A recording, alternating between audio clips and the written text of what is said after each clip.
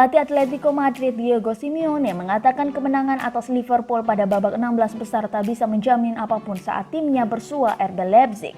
Atletico Madrid dan RB Leipzig akan saling berhadapan di perempat final Liga Champions.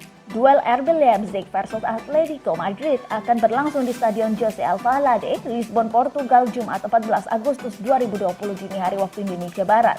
Atletico Madrid lolos ke perempat final seusai mengalahkan juara bertahan Liverpool dengan kemenangan agregat 4-2.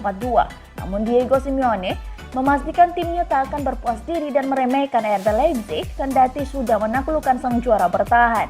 Simeone juga enggan meremehkan RB Leipzig kendati tim berjulukan Die Roten Bullen itu baru kali pertama tampil di perempat final Liga Champions.